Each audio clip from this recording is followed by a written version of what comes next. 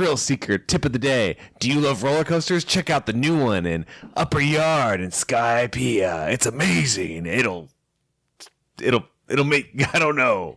You'll pay for the whole seat, but you'll only need the edge. That's wrestling. That's not roller coasters. It's not very safe that way, but you might fall out, and then you'll fall 10,000 meters to your death.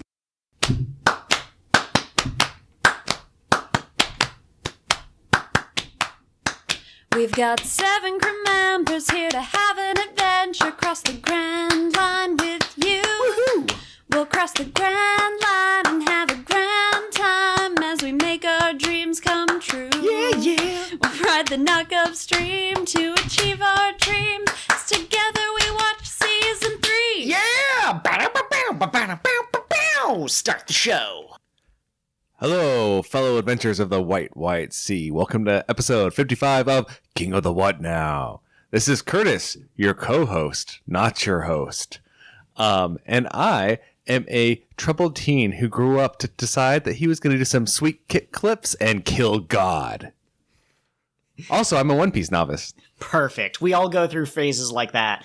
I am Joel. I'm your host. And today I am a giant fire-breathing bird with terrifying alien eyes. Caw-caw! And I'm Kat. I'm the ghost on the show, and I forgot what I was going to be. You were going to be a wolf. Oh yeah, I'm a wolf that knows how to party. She partied so hard, she forgot her own identity.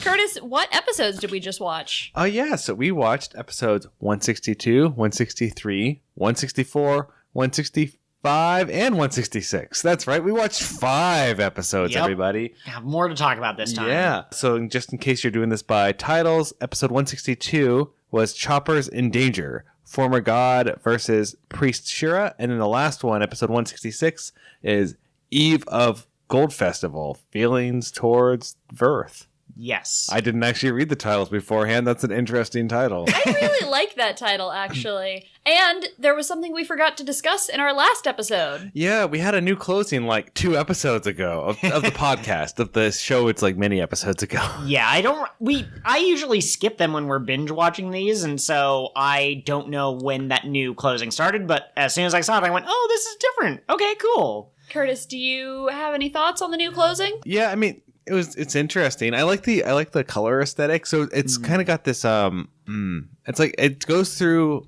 member by member of the Straw Hats and has them doing something and then kind of mirrors of them doing the same thing in the background, but like all one color. Mm-hmm.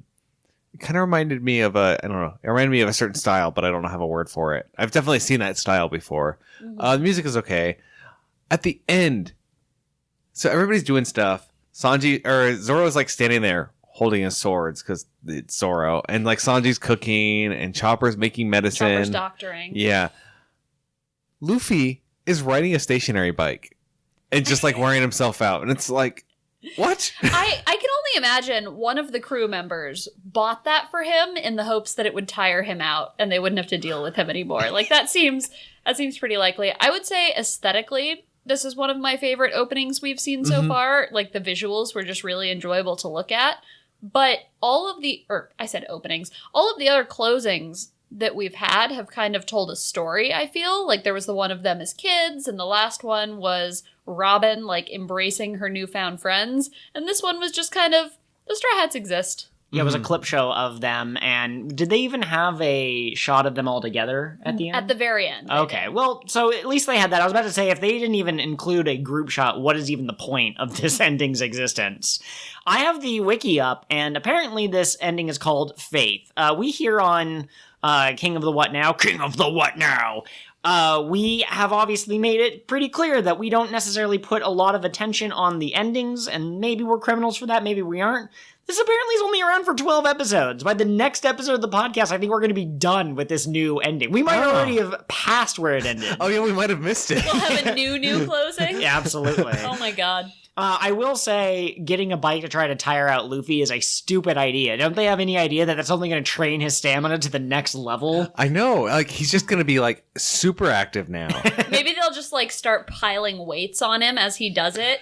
And he's like, yeah, I'm training, I'm getting stronger. And they're like, oh God, please, someone help us figure out how to put this exhausting boy to bed. That's how he becomes king of the pirates. They were just trying to tire him out and he just kept getting stronger and stronger. It took more and more, and eventually he just can't be tired out anymore. And people are like, well, I guess you're king. We can't deal with this. Yeah. So I've got a question. Mm-hmm. And I think we've touched on this a little before, but what was going on with the 4Kids dub of this show? And I know it seems like I'm kind of bringing that up out of nowhere. Recently on Twitter, I followed an account called 4Kids One Piece Out of Context, I think is the name of it. And they post exactly what's on the label. Out of context clips from 4Kids version of One Piece.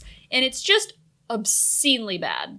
Mm-hmm. So why? Why was it so bad? The clip that I want to highlight specifically is Luffy's first fight with Crocodile outside of ring dinners. Crocodile makes the sand pit and Luffy gets sucked in. That looks like he had died there. But in the 4Kids version, he's like, it's like a giant toilet. And Crocodile goes, yes, that's right. I'm going to flush you down. You're just like doo-doo.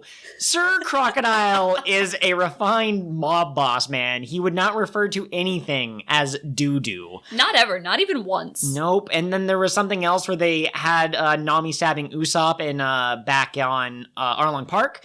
And she clearly says, it's a rubber knife. Remember, it's a rubber knife. It won't hurt you because it's made out of rubber. She asks him at the beginning of this clip, she goes, Usopp, give me your rubber knife. And he's like, okay, the rubber knife is in this pouch. And let me just say, Usopp's voice actor is unpleasant to listen to in the 4Kids dub.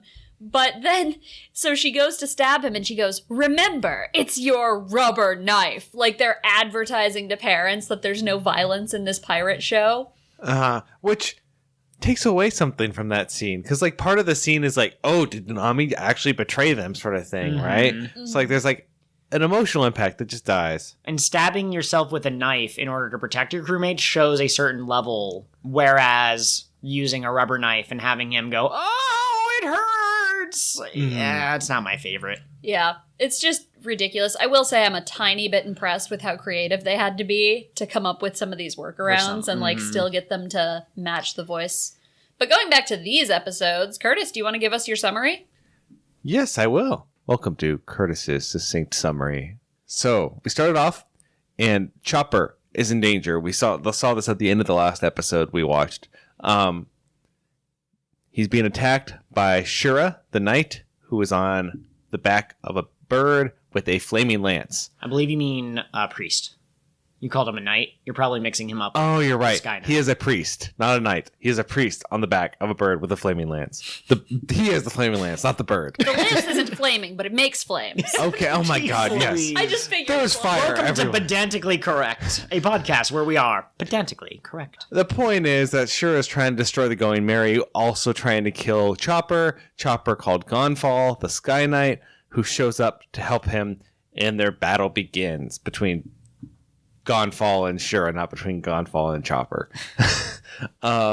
Meanwhile, Satori is still fighting Luffy and Usopp and Sanji, and they finally managed to defeat Satori because Luffy, I guess, stops thinking, or I don't know. He does a bunch of surprising things that apparently Satori can't predict, like finding a string that Satori is using to control his balls, or I don't know, stuff like that. Mm-hmm. Oh yeah, by the way, there's a giant ball dragon, a dragon man out of spheres. So they defeat him and get out of that section of the forest. Yeah, I guess Usopp finds the ship and they all get on it and have. Am I forgetting something from that episode? I don't think so. Okay, let's move on then. So back to Chopper. Chopper is watching as as Gonfall and Shura duke it out. And finally, Shura manages to defeat Gonfall, the former god. He has fallen again, and he falls into the water. Chopper, forgetting himself, jumps in the water to save him, and obviously can't swim. But it's okay, because he's saved by a bunch of giant south birds, like the ones we saw on the island down below. I wonder what they're doing here. I don't know. Let's find out. While Chopper is back watching this fight and also drowning. Well, I guess no, he was saved, so. He was drowning briefly. He was, briefly. While he was briefly drowning and being saved by a bunch of birds. He wasn't drowned to completion? I don't think that's the right term. He's really bad at drowning. That's what we're getting at. There we go. Nami, Zoro, and Robin are out trying to figure out why there's soil on the island that they're on, and they finally figure it out. They are on half of Jaya that somehow ended up in the sky. They discover this because they find half of the other half of the house that Mont Blanc Cricket was living in down on Jaya. Yes. Are they on the Jai half or the Yai half of Jaya? It's the top half apparently. If you look at the shape of the island, which we'll talk about at the end. So I guess they'd be the Ja part. So, perfect. So that leaves the Ya part down below. Where do you live? Oh, on Ya. How is it there? Oh, I like it. So you would recommend it to visitors? Yeah. Okay. So the gorillas that we saw earlier make an appearance now. They're known as the Shandorians, and they apparently have a beef with the rest of the Sky people and also God in general, regardless who that is. Right. They think it's like sacrilegious to call yourself God. Yeah. So they finally like, now is the time to strike because there's stuff going on the upper yard. So we're going to go attack. So they attack. They duke it out. They don't do very well. They end up withdrawing because one of them gets seriously hurt. And it's serious because it's one of the named members of their group that gets hurt. Yes. I don't remember the name, but he is hurt. That one. Then the Straw Hat crew gets back together at the site of the sacrificial altar. Yeah. Yeah, sacrificial altar. By the way, Shura left once Chopper apparently drowned, so they're all safe now, relatively. So they get together. They review everything that happened. They cook some food. Nami figures out that what the original shape of the island would have been, which is it looked like a giant skull. So the part they're on is the part that would have had the eyes, and the part that Jaya would have been like the mouth of the skull. The Jaya. Yes, the jaw. So. Oh no, I broke him. Okay, back on track. No, I'm not on track. It's a wolf party. Yes, I'm getting but I was going to talk about the eye thing first. Okay. They briefly discuss that the the gold city. Yep. Would be found in the right eye of the skull, and now they know where that is. It's like a lake that would have made the right eye socket of the skull. So that's where they're going to head. But first, they have to party with wolves. So a bunch of wolves show up. They're like, we hate you. And then Nami beats up on one of them. Is like, oh, I like a tough lady. And they're like, you're pretty cool. Let's all get together and get drunk. So they get drunk. Gonfall wakes back up because he apparently didn't die from the mortal wound through his chest. I guess Chopper's just a really good doctor. It is One Piece, in fact. We've seen people survive explosions. So what is a flaming spear compared to that? And what's a flaming spear to a god? And that gets us to where we ended. Yes, very good, very good. So if you are watching at home, the way that you can tell that you watched the right episodes is there was a wolf party. And honestly, why don't we just talk about that for 2 hours? Okay. Curtis, while we were watching, you were kind of like, is this filler over and over and over again? I just want to say definitively, not filler. What? Was in the manga. What? Yeah. I don't. The exposition that Gonfall gave them was very important and plotly relevant, and the wolf party highlights how wacky and goofy the One Piece pirates are. No, I get the Gonfall part is important. Maybe he said it outside of a wolf party. I don't know. Well, now you know. Canon. So next time they're partying with animals, you can go, is this canon? Oh yeah, it is. That's just a thing that they do. Yeah, they commune with nature. Joel, you mentioned that Gonfall kind of expositioned all over us. He gave us some pretty good information, right? Yeah, absolutely. So just kind of like the quick highlight top level stuff, we found out that the Shandorians were originally from Jaya. Did we explicitly figure that out? No, but there was enough information in there that we could piece it together. Okay. So I will say that, yes, I will confirm that I believe the Shandorians are originally from Jaya. They got sucked up or pushed up with the island, and they see the dirt as something incredibly important, and they feel that the Eneru and Gonfall and all these other people who've been playing God have denied them the right of their homeland. We also found out that I don't know what else we found out. I didn't take notes on the important things that were just found out. So that's fair. We found out that the little girl Isa has mantra. We met a handful of new characters. I think that counts as new info. We've got Lackey, who is one of the women under Wiper. I say one of, she's the woman. We've got Wiper, who is the leader of the Shandorians. Brahm, I think, is how I'd... He's a basket-headed guy. My favorite is Kamakiri, because he has a sweet mohawk, but he also has, like, a fluffy vest, and I just dig that. And then the last guy's like Gedon or something like that, or Genbo. I don't recall him ever doing anything important. So he's kind of out of sight, out of mind. He has a hat. That's his defining characteristics. Yeah. He's also the biggest guy among them. I think one thing that Gonfall did point out that was like specific to his exposition too was why they view vearth, which is what they call dirt, as holy, which is basically that's what allowed them to like start growing plants in that. They couldn't grow plants aren't native to the sky area. Absolutely. So, once the soil's there, it can support life, but you need that first before you can plant seeds and that sort of thing. They must have been super malnourished up there if they didn't have soil for a while. Just eat skyfish, I guess, all day. Yeah, I kind of like the way that they discuss how the world changed when this thing happened, but I'm having a hard time picturing it before the world changed in that way. There's certain things that don't like hold up in my opinion. Yeah, like somewhere at the bottom of the food chain, there should be some herbivores which have to eat some sort of plant. We also learned that the Shandorians have almost a kind of ancestral worship of someone they call the First Warrior. Who is their... Caligra? Is that his name? Caligula, I think. No, that's a real person in real life. I thought that was like a body part or something. No, Caligula, I believe, is another name for Caesar. But I could be wrong.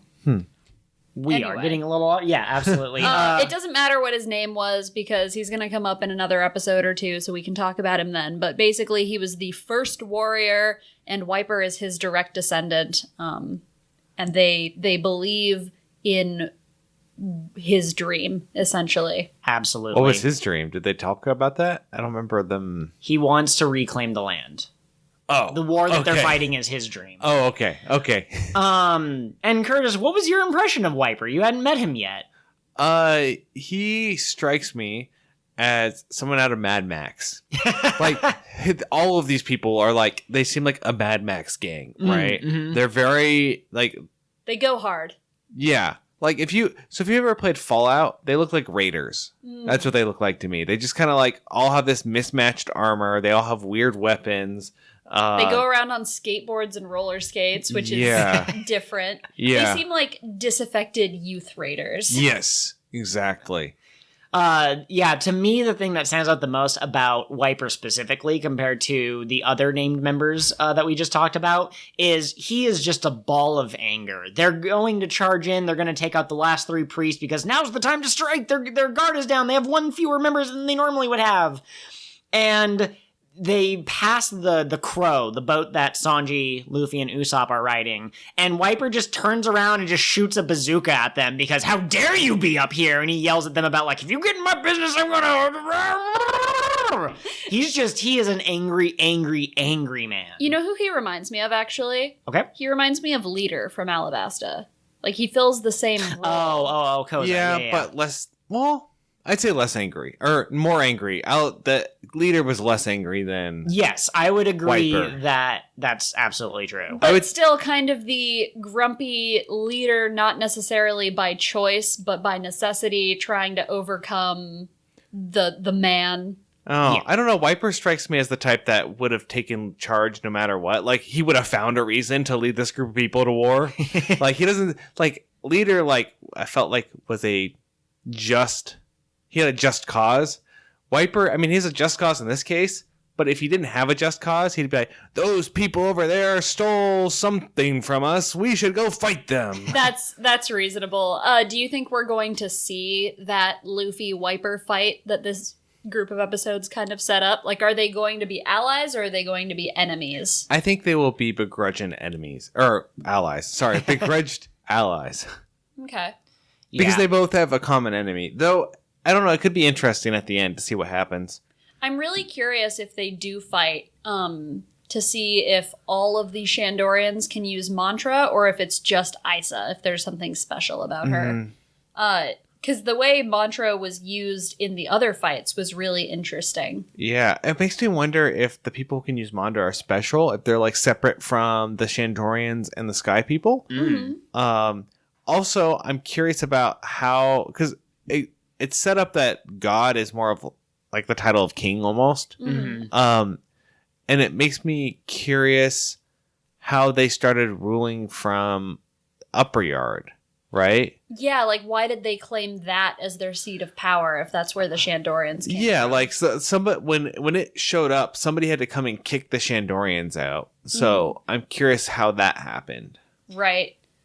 Oh, that's a whole interesting thing. I would love more world building, honestly. I don't think we got nearly enough in the episodes we watched. Yeah, absolutely. We'll have to see if we get more, if it just devolves into a bunch of punching and action and whatever. But I think that we will get a little bit more information because the picture's still not complete here. I was just punching with you. Oh, okay, sorry.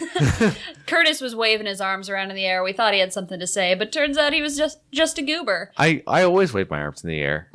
I really appreciated that we found out how you beat a mantra user, and it's just surprise them. Yeah, absolutely. So, Curtis, you said, I don't really understand how Luffy was able to win. I guess he was not thinking. So, he was being chased by the dragon. He tried to, run up a tree and, jump over it, and he landed on the string. So, he didn't know it was there. Yeah. So, it seems like whatever this ability is, it seems to be related to your state of mind, kind of like what you're focused on. And so, if you can do something without being focused, then... So, he breaks this rope that was tying the dragon, and Satori tries to pull it back, but he ends up pulling both Luffy and the dragon, and then it explodes, and Luffy wrapped his arms around him and trapped him or whatever. And then, hey, it doesn't matter if you can see the future or not if you can't dodge the attack that's coming, which is kind of what I said last week. Yeah. Actually, I wasn't thinking about this particular fight. I was just thinking in general, I think that's the best way to defeat someone who can see the future is trap them in a way that they don't understand. Could you imagine, that hit is incoming, and you're like, I know what's going to happen. Oh, shit. That's actually the tragic irony that they do in the original Dragon Ball Z Bardock special. He killed a bunch of people, and as he was killing them, they're like, hey, we could see the future, and we knew that you were going to come, but we knew we couldn't stop you, so now we're going to curse you with that ability, and that's why he knew that Planet Vegeta was going to blow up. And it's interesting because, yeah, we always think if we could see the future, we could change things, but maybe some things just can't be changed, It's a fixed point in time. It's a, you have to use the Doctor Who reference. Is it wibbly wobbly or is it fixed? I will say the fight against Satori was much more interesting than the fight between Gonfall and Shura. Yeah, I agree. That one's so the fight between Gonfall and Shura is a lot more stereotypical, like shonen fight anime, where it's just like punch, punch, punch, punch, punch. Whereas the other one is like. I feel like that's one thing that One Piece does really well, and that also My Hero does a good job too with interesting fights like that where they have to think through things. Yeah, absolutely. Yeah, and then we got this interesting quote from Gonfall, who it's revealed he has his own separate island that is outside of Eneru's mantra, like the range of it. So I guess there's another weakness if you have someone who can shoot from really far away. It seems like that can be an effective counter somehow. But Gonfall has saved Konus and her dad, Pagaya? Yeah. Okay, Pagaya. He's rescued them, and they're not going to be able to be attacked by Eneru. And while they're talking, Gonfall explains the concept of pirates from the Blue Sea, because, they don't have that up on Sky Island. And Konus goes, wow, so they were already criminals before they even came up here. And he shrugs and goes, well, kind of. They're outside the law. But is that necessarily a bad thing? What makes one just? Killing a man in times of war, you're a hero. Killing a man in times of peace, the same man, you're a murderer, and that's a bad thing. And I just think that that's an interesting philosophical point to be brought up.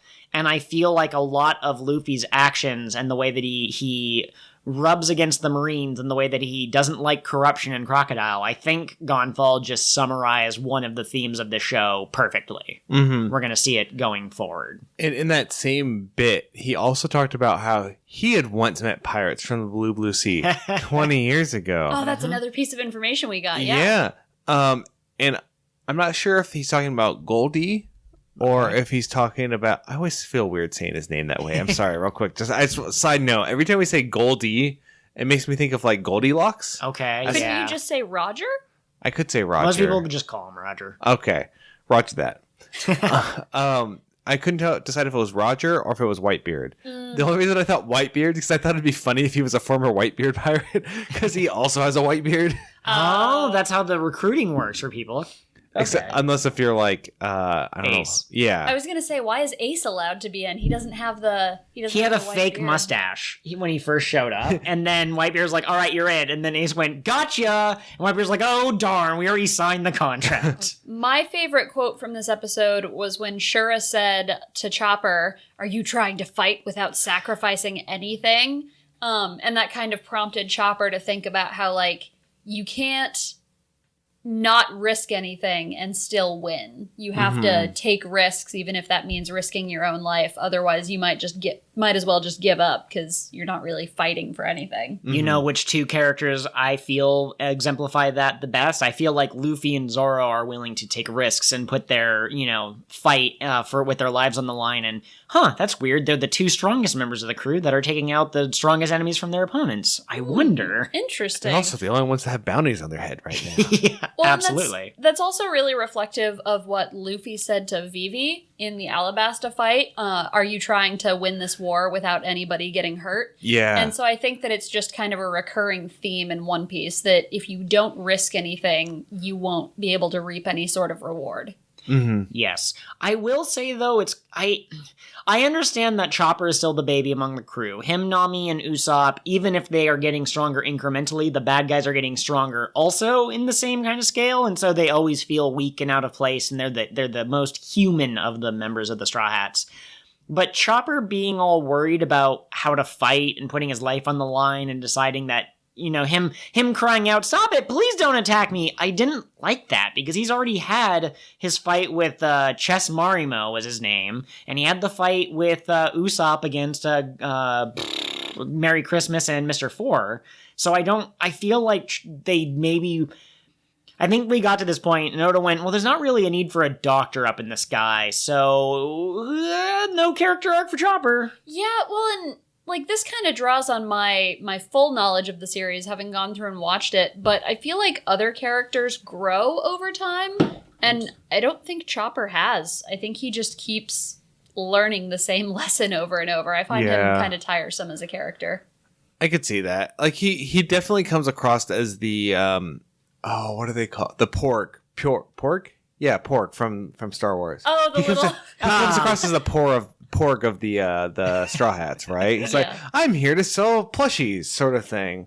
And so they give him speaking lines, so he's somewhat useful, but it's not like I don't know. That's my impression so far. He hasn't been super useful, with the exception of briefly during the fight with Usopp. Yeah, one of the challenges of writing an ensemble cast is making sure that the development is balanced for all the characters, and it's just not here.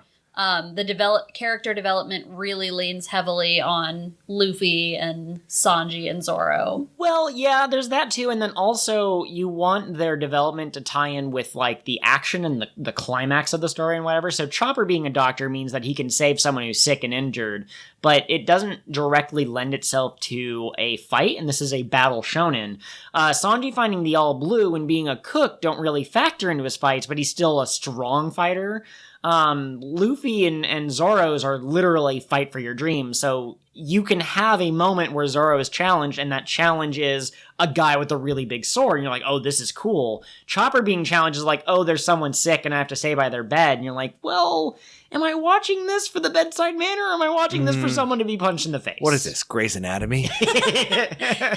Chopper's anatomy. Oh god, Chopper wouldn't last 5 seconds on Dr. House's team, by the way. He would just go home crying and... Yeah. I think Chopper would get so angry that he would, like, turn into a bigger form and just punch House in the face. And then he'd have to heal House. Yeah. And then House would take more Vicodin, and then it spirals out of control. Were there any other quotes you guys really liked? Sorry, Curtis, didn't mean to. Oh, well, actually, I wanted to back up real quick and talk about a little more about Mantra. Mm-hmm. So, first of all, the fight with Satori confused me a little bit because we find out that he can predict the future. And it's great. It's wonderful. Except he purposefully chooses a strategy that involves like things that surprise and you don't know what's going to happen. So I guess I have two questions. One, why? And two, is the mantra ability tied specifically to people, like, and being able to read them, or is it about being able to read a situation in general? Because my original theory from last episode was that mantra was like your ability to read the things around you and predict how things are going to turn out. That's why he could like calculate how the balls were going to bounce against each other and dodge. But then there was like a kind of a bit where we saw Isa, that's her name, right? Yeah, Isa. And she could like sense people and like sense when their quote unquote voice went quiet. And so it makes me think it might be tied to people, but then that doesn't make his ability to predict the bouncing around make sense. It would explain why he doesn't mind doing the surprise balls, because he wouldn't necessarily be able to predict what, they're not people anyways. But I don't know. I'm a little confused on it. Yeah. So what we know about mantra so far is that it has a certain range. We don't know what that range is or if it differs from person to person, but Gonfall mentioned he was outside of Eneru's. So there's a set area you can use your mantra in. We know it allows you to hear people or things from Isa. Like you mentioned, she said that the voices went quiet when Satori was defeated. To be clear, though, it's not their actual voices, it's voices in quotes, because it's not like she could hear a conversation, but it's like life force. Right, like you can sense people. And we know from Satori predicting like how the balls are going to bounce around that you can kind of, in your range, tell what's going to happen. So I don't think it's necessarily like predicting the future per se, but you can sense the rhythm of things almost, like Zoro learned how to do when he was cutting stuff. Mm-hmm. And I wouldn't even say...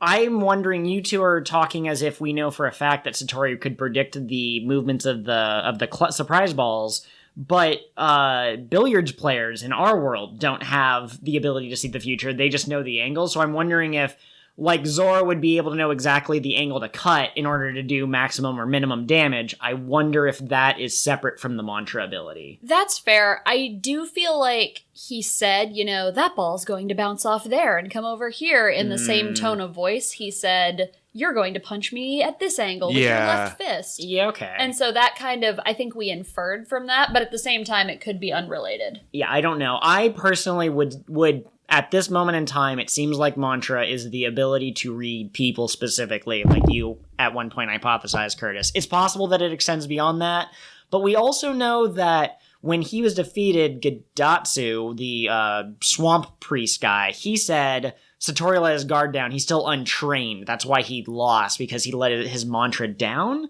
So maybe it's a passive skill, or maybe it's only passive once you've gotten to a certain point, and Satori is not far enough in their training, so maybe that's why sometimes it works in a certain way, sometimes it doesn't, because maybe Satori's power fluctuates. Mm-hmm. I think two people who both had mantra fighting each other would be like the greatest game of chess ever, because it would be kind of like that scene in a Twilight where they're reading each other's minds to figure out where the piece is going to move, and like the entire battle is won in one move. Yeah. I can't believe that you went to Twilight and not Sherlock's Home 2 Game of Shadows, because that boxing fight with Moriarty, oh man, people can hate that movie all they want. I love that scene when they're just playing chess in their mind. It's so good. Yeah. Going back to why Satori would focus on or use surprise balls if he couldn't predict it, I wonder if it's a part cockiness and a part playfulness on his part. I wonder if he enjoys the surprise element, he enjoys having it be kind of like a game, and it doesn't matter whether some of them might be duds or not, because what are the chances that someone might be able to use them against him? He will probably just use that weapon at his disposal. So it's I think it's more of a wacky characteristic than it is optimized for the kill sort of a thing. Fair. Also, if he just had a giant FU explosion bomb that he could throw unlimitedly, then there wouldn't be a 10% chance, and there'd be a 0% chance, and we go, well, where's the drama? We know Luffy's gonna die. I like how he was apparently the baby of the priests. Like, his mantra was untrained and whatever else. I thought that his ordeal had a lower survival rate than one of the others, though. I thought he was like 10%, and one of them was like 20%. Has that not officially been... It's not officially come out. Satori is the second lowest in terms of survival rate. Oh. I despise one of the priests, and when we get to that priest, we will figure out why almost immediately. 50%. 50% is stupid. He should have been fired. He should have had to turn in his resignation letter. He should have had to do a press release where he's like, I'm sorry that I've let down the great god Eneru. I do not represent the best of his army. He should have been lasered out of the sky. He should have been replaced with a coin. A coin and a guillotine. Heads, your head comes off. Tails, you turn tail and... Oh, that's horrifying. That Keep sounds going. like something out of like a Batman movie. I mean, 50%, he's not any better than a coin. I know, It's just a man standing there with a gun, but like, flip. Okay, go ahead. Flip. Nope, not you. Bang. I do wonder if the 10% for Satori doesn't come from him and his skills. It's just a lot of people have trouble getting to their boat because the spheres are in the way. And so they can't leave his forest. Eventually you're going to get tired and die. Yeah. I mean, it's possible. My other favorite part from the Satori fight was at the end when they're sailing away and Luffy starts doing his impressions. Oh my god, how did you like that? That was Curtis? good. Because this is the second or third time he's done impressions. He's done was it always Sanji or he's done Sanji before again. Because he was like, I'm so cool. And he's like smoking the cigarette. And then, has he done Zoro? No, so they asked him to do someone else. And I'm like, It was Zoro this time, yes. Okay. And then like he hit him or something. Yep. I love this just because, you know, this really is, it's a battle show and we like the characters punching each other, but it's also ensemble, like Catherine was saying earlier. And I love that we get these moments of them partying with wolves, of them imitating each other, of Robin being like, oh, I wonder if our doctor got chopped into bits and put in the river. And Nami goes, why are you so weird? I love the inter-character moments. I really feel that they're stronger in this show than other shows.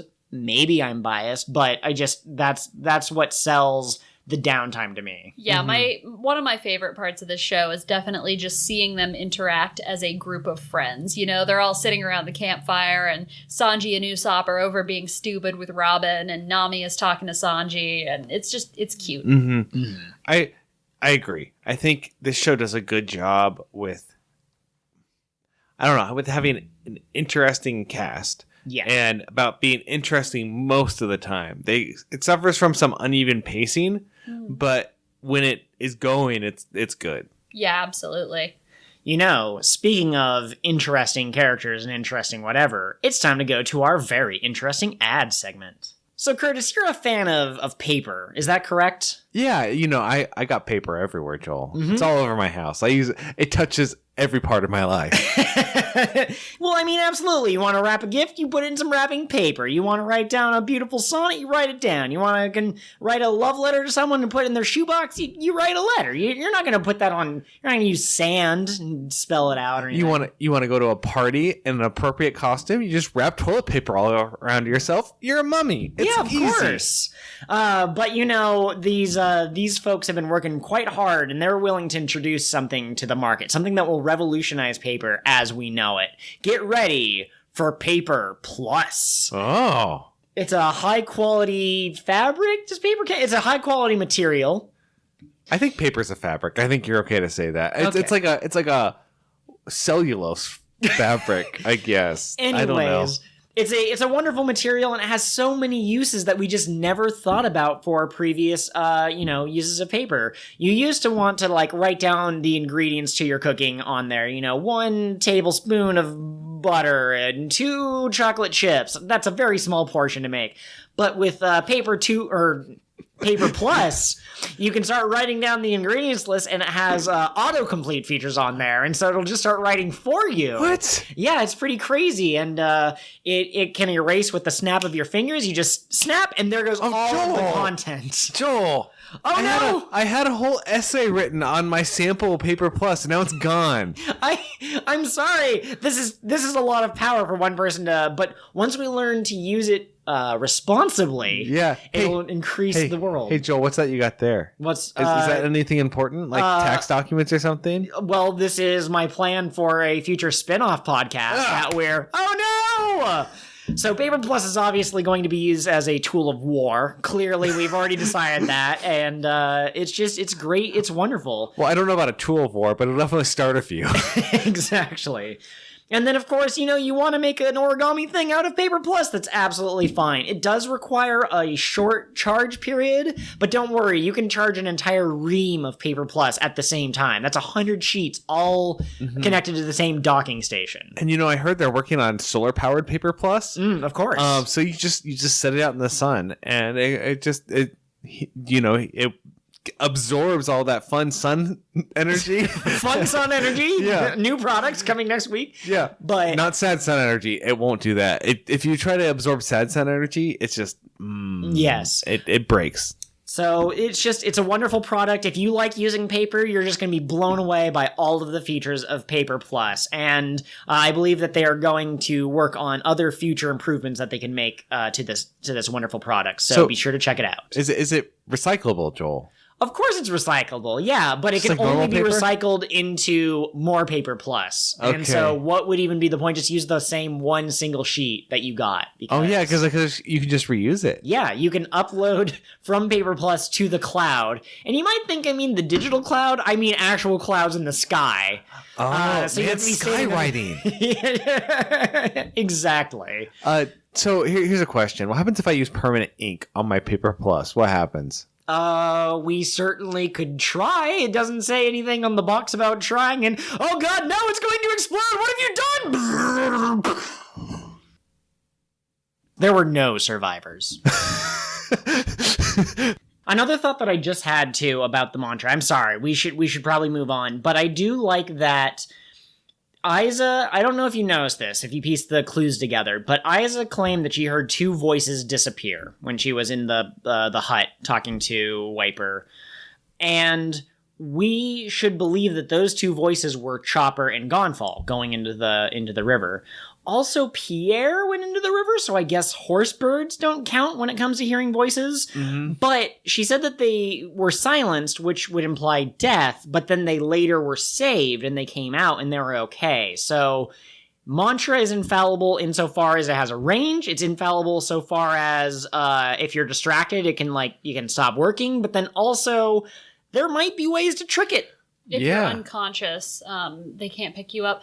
Really quick, though, I got the impression, because after she said 2 voices were silenced, they went, oh, one of the priests was defeated. So I got the impression she was talking about Gonfall and Satori. I don't think she can hear voices of people who don't have mantra. Okay. Yeah, that's absolutely possible. I forgot that Satori was knocked out. So Satori would be one of the voices, but that's still, I think one of them was the ones involved with the river, which I would say is a pretty good indication that it has some kind of a limit there. Oh, yeah, absolutely. Yeah. Sorry, I'm thinking now. Oh, yeah, that's okay. You're allowed to do that. What? And we also learned that the different priests have apparently different levels of mantra. Like Catherine, you said, Satori is the baby of the crew and has the weakest trained. But Aiza is also in these episodes as having been born naturally with the ability of mantra. I don't know what's going on. So it can be trained, but you can also be born with it. Right. So I think what it is you're born with a certain level of mantra, and some people are naturally very talented, and some people don't have that natural talent, but they can train and make their mantras stronger. Oh, so it's Like Dragon any Ball other. Z. So Aiza is the Broly of the One Piece mantra universe. So is the mantra of the mantra users that you can train and become better with mantra? I can train and become better with mantra. Yes, I can that train is- and become better with mantra. The mantra of mantra users. I can train and become The better with mantra mantra. of mantra users in Montreal as they get attacked by manta rays. We are moving on. Oh, that's it. Our podcast has now officially peaked. Oh, But did it whiskey peak? Ah! All right. So, Catherine, do you have anything else that you wanted to bring up? No, I think we basically covered all of the things that were really interesting to me. We kind of moved away from interesting quotes, but I know there was one that really caught your eye. Yeah, absolutely. So, it's hard to talk about things that I generally accept as fact about the One Piece series if we haven't seen evidence of it yet, if that makes any sense.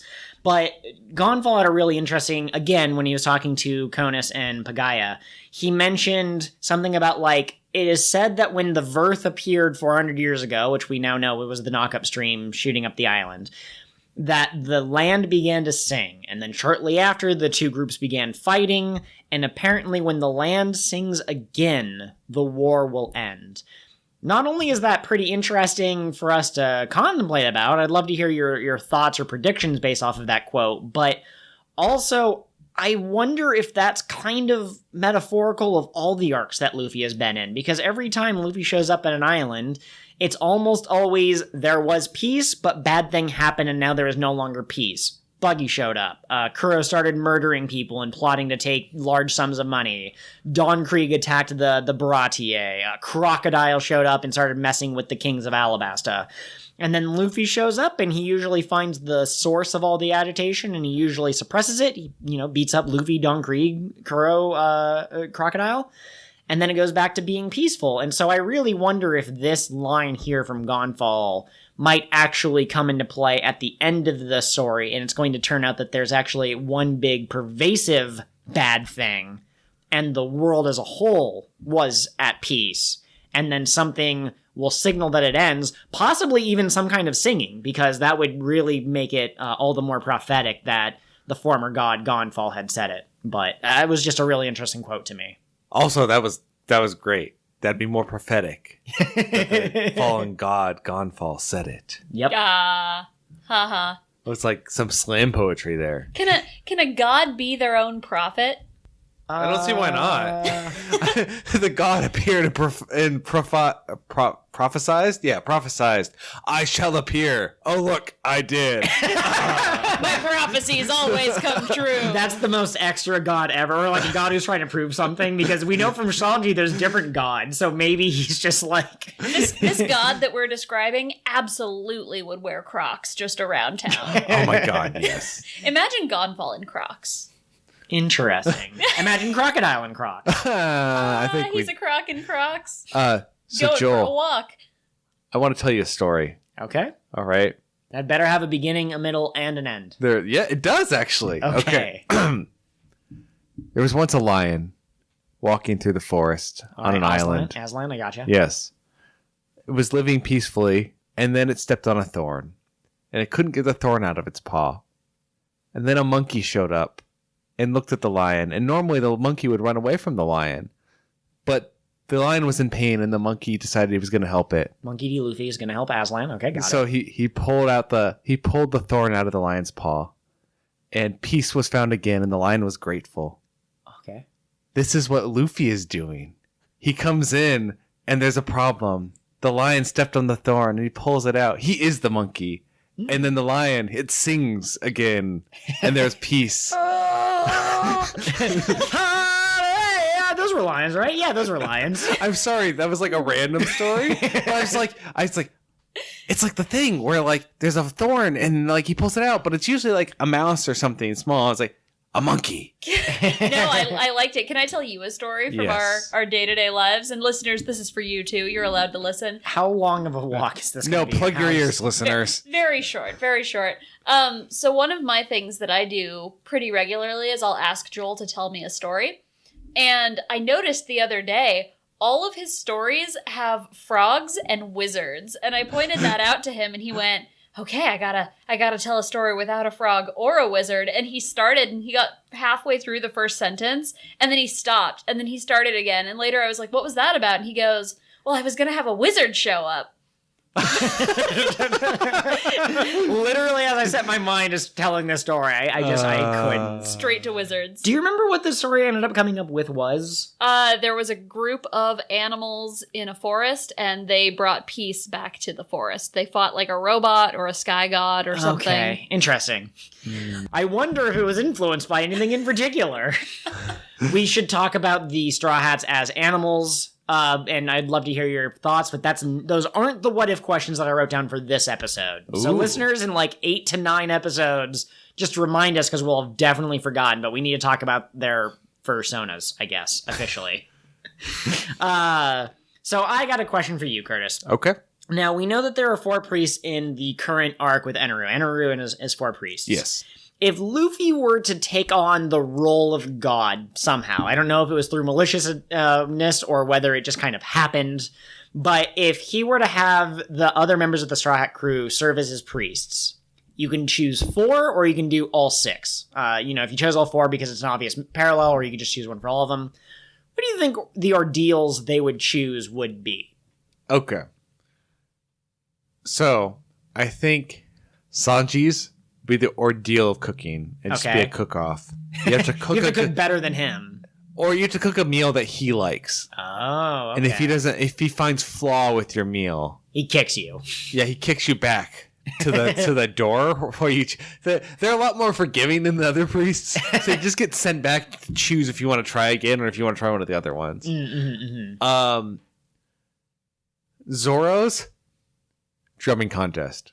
Because now that he's discovered the rhythm. Oh my god. Excellent callback. Okay. Chopper's sewing, the ordeal sewing. Okay. Because he's a doctor and he can suture things really well. Okay. Because you could call it the ordeal of needles. Yeah. That would actually be a much more intimidating. Oh my god, yes. Okay, so we have the ordeal of needles. We got the ordeal of fire. Let's call it for the cooking one. Okay. We got the ordeal of the ordeal drums? The ordeal of beats. There you go. I was going to say rhythms, but same. Oh, yeah. Well, because beats can also just be like, I'm beating you, and it can also be ingredients you use in the cooking contest. The ordeal of beats by Dre.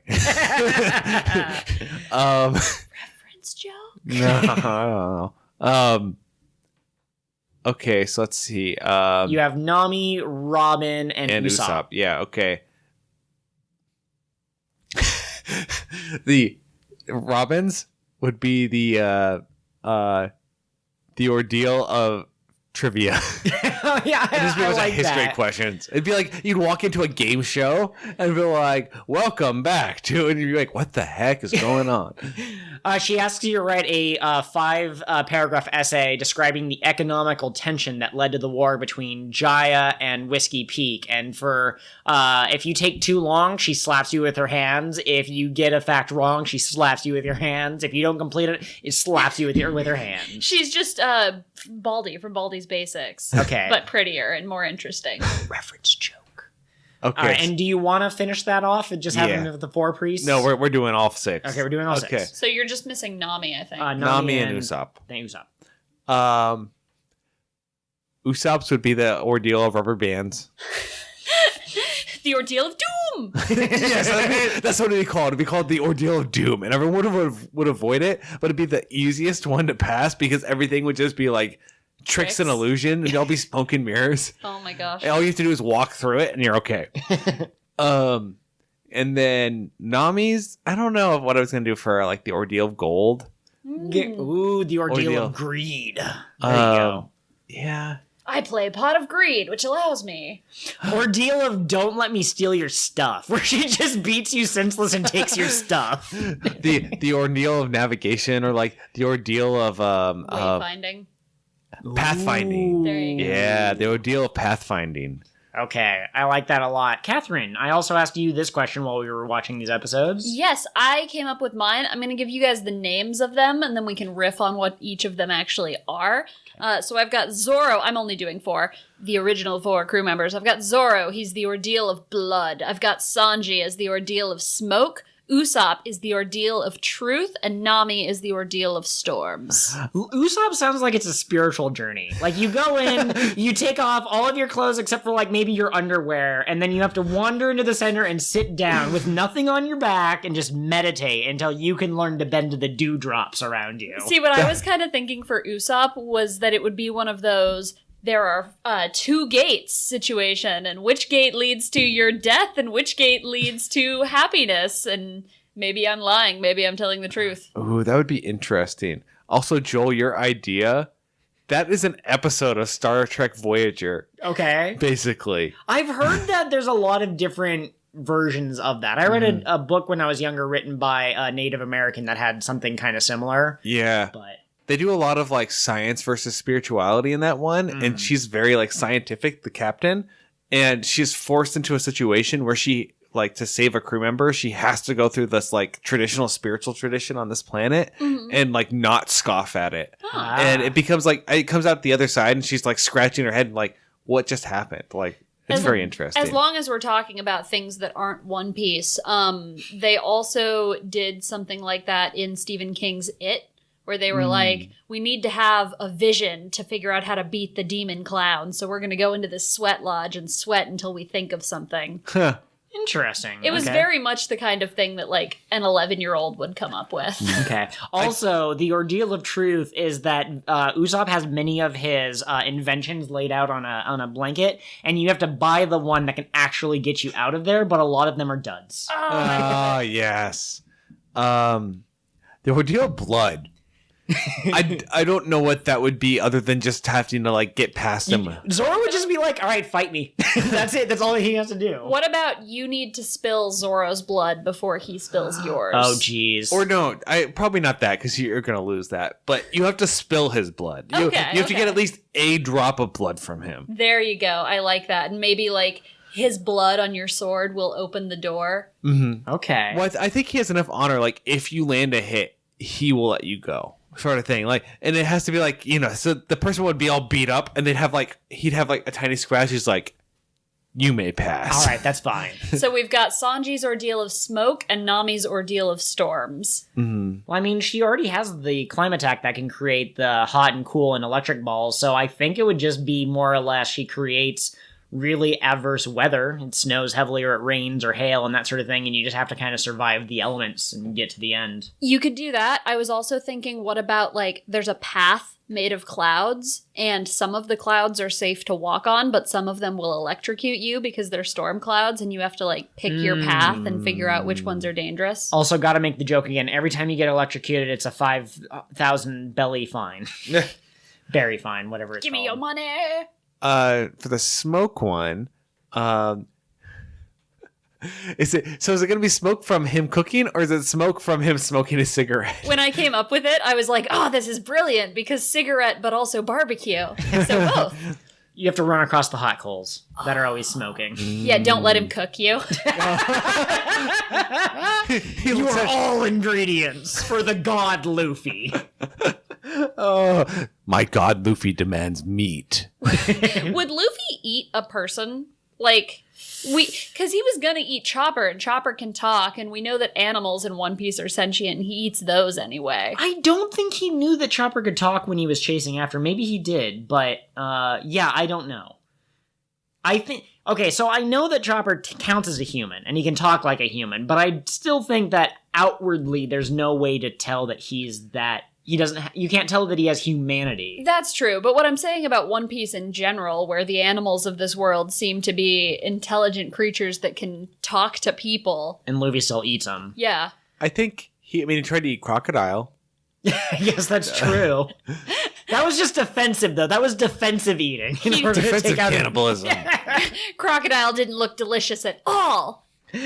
You look too dry. Someone overcooked you. Perfect. No, I don't think that Luffy would eat a person, even if they were a bad person. I mean, the fact that he doesn't kill his opponents, I think, speaks to a certain level of... That's fair. of You honor do have and to whatever. kill some things to eat them sometimes. I think basically any time.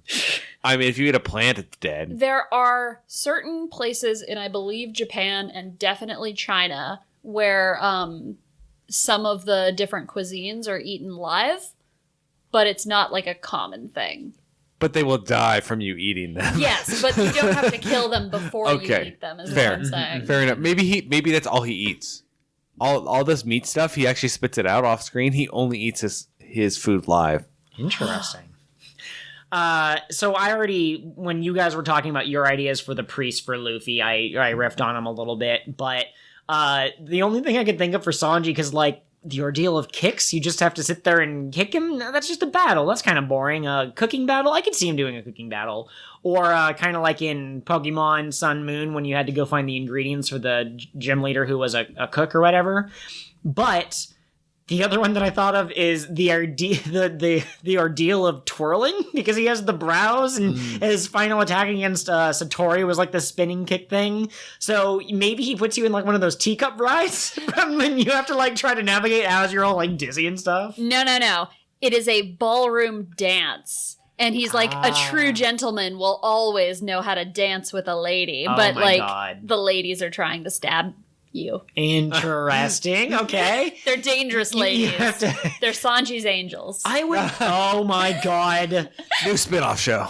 I don't approve of the way that Sanji treats women most of the time, but I could also see him doing an ordeal of love, like he said as he was defeating Satori, and he would literally just have a bunch of female women there just as eye candy. Like, it doesn't matter who comes and faces him. He's just kind of hanging out with these girls that are like there to theoretically help assassinate whoever comes through. But really, he's more looking towards the time in between challenges when he can flirt with 15 women at a time and whatever.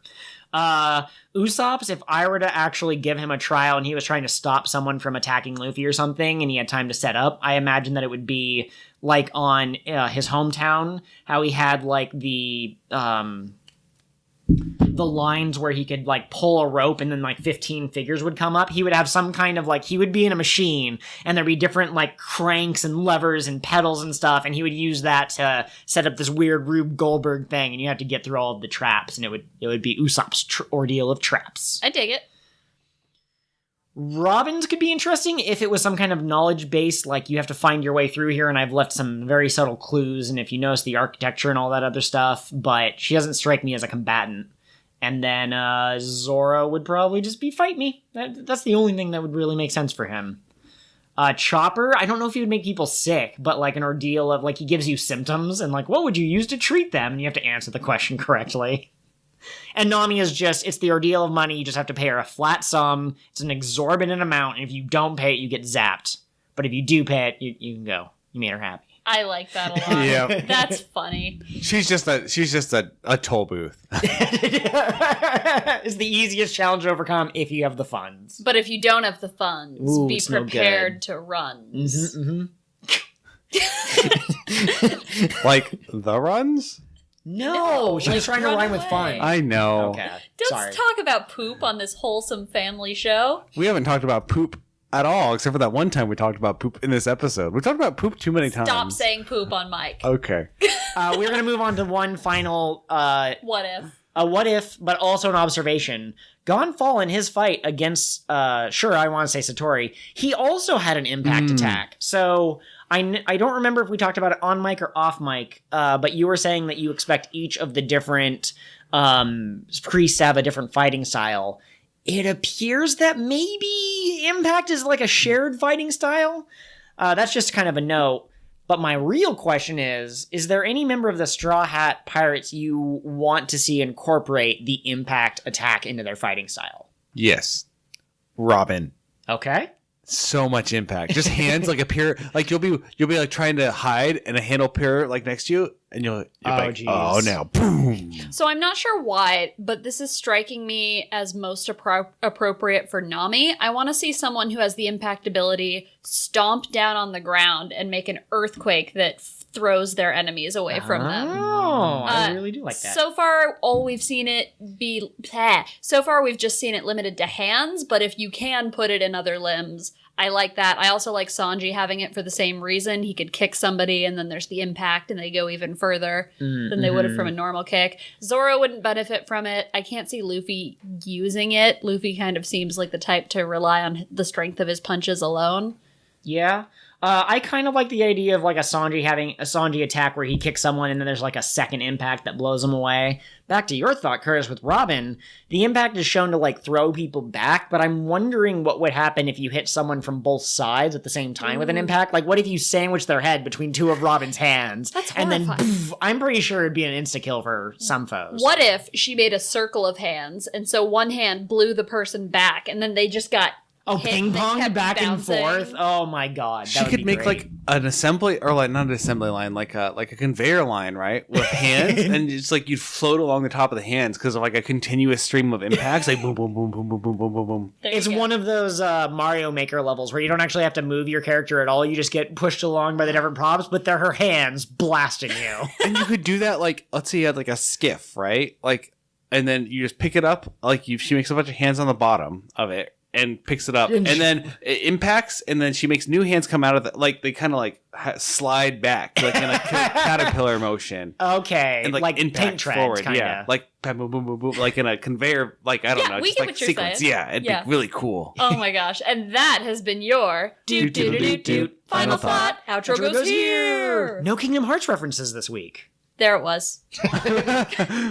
Wiper, Shandoria Warrior Tip of the Day. Everything is an enemy. Grr, I'm angry. I'll blow everything up. I'll blow you up. I'll blow God up. And I'll ride my skateboard while I do it. I'm going to do a 360, but I'm not going to be happy about it. Ew! So ends the next leg of the King of the What Now adventure. We're sad to see you go, but we'll be here next week. If you crave some social interaction with us in the meantime, you can find us on all sorts of different media. We have Gmail, Patreon, and Tumblr. All of those are King of the What Pod. King of the What Pod at gmail.com, patreon.com/King of the What Pod, kingofthewhatpod.tumblr.com. Our Twitter handlers are a little bit different. You can reach me at KOTWN_pod. And you can contact me, Curtis, at Pirate Co-host. Also, please take a moment to rate and review our podcast on whatever platform you're using to listen. Not only will this help others find the podcast, but your constructive feedback will help us improve the show as we go. Thanks so much for giving us a listen. Until next time, follow your dreams and protect your treasure. Remember, it doesn't need to be literal treasure.